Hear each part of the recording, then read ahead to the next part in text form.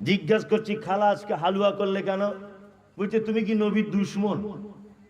বলছি কেন নবীর দুশ্মন কেন? ও তুমি তো সে মমতাজুল ইসলাম, তুমি তো নবীর পাকা দুশ্মন। কেন? বলছে নবীর দাঁত ভেঙে দিয়েছিল, তুমি জানো না? গোস্ত খেতে পারিনি, ওই জন্য হালুয়া করেছিল। ওই উদ্দেশ্যে আমরা আজকে হালুয়া করেছি। বলে কি বলে না? মমতাজুল, তুমি কি মহিলাদের কাছে দেখা করতে যাও? নাউজুবিল্লাহ। তোমার খালা হোক চাই চাচি হোক, যেই হোক, সে তো পরনারী। তোমার তো নিজের খালা হয়ে গেল না? তুমি বলছে গেলাম দেখলাম খালাকে, তুমি মহিলাকে দেখতে যাও? নাউজুবিল্লাহ। আর 2 নম্বর কথা শুনেন, এই খালা হালুয়া বানাচ্ছেন, হ্যাঁ তো কেন? নবীর নাকি দাঁত ভেঙে গেছিল, তাই নবীর দাঁত ভাঙার কারণে খেতে পারছিলেন না, তাই হালুয়া খেয়েছিলেন। বলো নাউজুবিল্লাহ।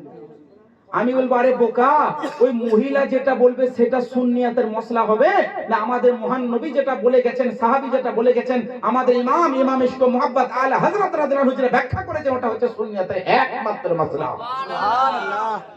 ওই কি খালাকে বললো, চাচিকে বললো, ফুপুকে বললো, মামিকে বললো, ওটা আমরা দেখি না?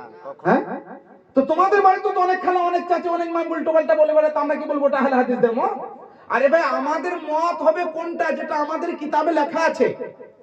মহান নবী যেটা বলেছেন, সাহাবী যেটা বলেছেন, তাবি যেটা বলেছেন, তাবিন যেটা বলেছেন, গৌসে পাক যেটা বলেছেন, খাজা গেলে নামাজ যেটা বলেছেন, মুজতাহিদগণ যেটা লিখে গেছেন, ইমাম আজম আবু হানিফা যেটা বলে গেছেন, আমাদের আপনাদের ইমাম ইশক মুহাব্বত আলা হযরত ইমাম আহমদ রাজা খান রাদিয়াল্লাহু আনহু যেটা ব্যাখ্যা করেছেন, ওইটা হচ্ছে সুন্নিয়াতের মশলা। তো কোন খালা কি বললো, কোন মামি কি বললো, কোন চাচি কি বললো, ওটা আমরা দেখবো।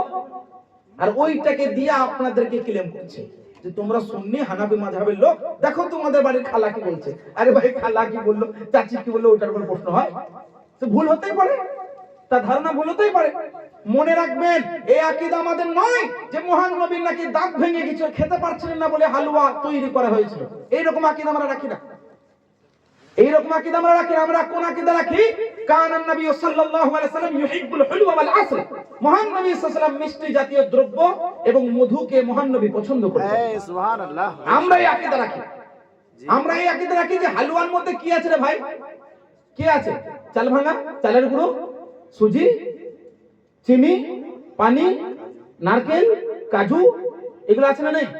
আমি বলবো তোমার যদি হিম্মত থাকে, কিয়ামতের সকাল পর্যন্ত চ্যালেঞ্জ করে গেলাম, পানিটাকে হারাম বলো, সুজিটাকে হারাম বলো, কাজুটাকে হারাম বলো, দুধটাকে হারাম বলো, নারকেলটাকে হারাম বলো, আর ওইটাকে মিক্স করে দিলে, হালুয়া করে দিলে হারাম।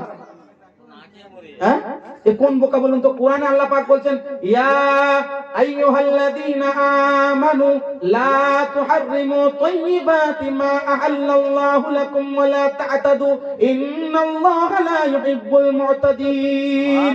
হে ঈমানদার, আমি যে সমস্ত পাক পবিত্র জিনিসগুলোকে হালাল করেছি, ওগুলো তোমরা হারাম করো না। জি, এটাই। লা তুহাররিমু তাইয়্যিবাত মা আহাল্লাল্লাহু লাকুম ওয়া লা তা'তাদু। আমি নিজে মন মোতাবেক হারাম করে তোমরা সীমা লঙ্ঘন করো না। ইন্নাল্লাহা লা ইউহিব্বুল মু'তাদিন। আল্লাহ সীমা লঙ্ঘনকারী বান্দাকে পছন্দ করে না। তাহলে দুধ যখন হালাল, পানি যখন হালাল, চিনি যখন হালাল, সুজি যখন হালাল, কাজু যখন হালাল, সব যখন হালাল, এ তোমার কোন ঘরের কিতাবে লেখা আছে রে ভাই যে মিক্স করে দিয়ে, মাখিয়ে দিয়ে, হালুয়া বানিয়ে দিলে হারাম হয়ে গেল? হ্যাঁ, এ বোকায় গাধা নাকি রে ভাইয়েরা? এদের ভিতরে কি কোরআন হাদিসের জ্ঞান নেই? সবগুলো আলাদা, স্পেসিফিক ভাবে, পার্টিকুলার ভাবে সবগুলো হালাল যায়, আর মিশিয়ে মাখিয়ে দিলে বলছে হারাম। আবার বলছে দেখো এরা বানাচ্ছে শবে বারাতে, তাই হারাম। আরে বোকা, শবে বারাতে বানালাম, চাই শবে মেরাজে বানালাম, ঈদের দিনে বানালাম না কুরবানির দিনে বানালাম, সেটা কোনো মেটার রাখে? আমি যে সময় বানাতে পারি। আমার শাশুড়ি মা এলাম বানাতে পারি, আমি শাশুড়ির বাড়ি গেলাম বানাতে পারি, জামাইকে দেখে বানাতে পারে, হ্যাঁ, কেউ শ্বশুরকে দেখে বানাতে পারে, হ্যাঁ, কেউ বৌমা বাড়িতে এসে বানাতে পারে, বাড়িতে মেয়ে এসে বানাতে পারে। আরে হালুয়া হালাল, হালাল যে কোনো সময় বানাবো হালাল। আমি কি বলছি যে শবে বেড়াতে বানানো ফরজ? আমি কি বলছি শবে বেড়াতে বানানো ওয়াজিব? এই বোকাগুলো মানে জেনে বুঝে এই রকম মূর্খামি করে জনগণকে বিভ্রান্ত করছে না, করে না গো? এই এতগুলো বক্তব্য দিলাম, অনেক মানুষ ভাববে মুফতি সাহেব কত দূর থেকে নিয়ে এলাম, এত তামঝাম, আর উনি এসে উল্টো পাল্টা একে বলে গেল। না রে ভাই, উল্টো পাল্টা তারা বলে গেছে, ওটার সমাধান আমি করে গেলাম। এইটুকু ম্যাথ কিন্তু বোঝে না অনেক মানুষ, এইটুকু অঙ্ক অনেকে বোঝে না যে সুন্নি উলামায়ে কেরাম রাখারে একে ওকে বদনামা চ্যালেঞ্জ করা জানে, আর কিছু জানে না। বলবে আরে শোনো শোনো, কারবালার ময়দানে একমাত্র হুসাইন ছিল, মাত্র 72 সংখ্যায় হাজার হাজার ইয়াজিদি, এদিকে আল্লাহু আকবার হুসাইনি খেমায় হচ্ছে, এদিকে ইয়াজিদি খেমার মধ্যে আল্লাহু আকবার হচ্ছে। মনে রেখে দাও, চতুর্দিকে তীর নিক্ষেপ হচ্ছে, তলোয়ারি চলছে হাজার হাজার, একমাত্র হুসাইনি সবাই উত্তর দিয়েছে। একমাত্র হুসাইনি এক বাক্যে উত্তর দিয়েছেন যে হাজার হাজার অপব্যাখ্যা করুক, আপত্তি করুক, মন্তব্য করুক, এক বেটা হুসাইনি সব সময়তে কিয়ামত পর্যন্ত দাঁড়িয়ে থাকবে।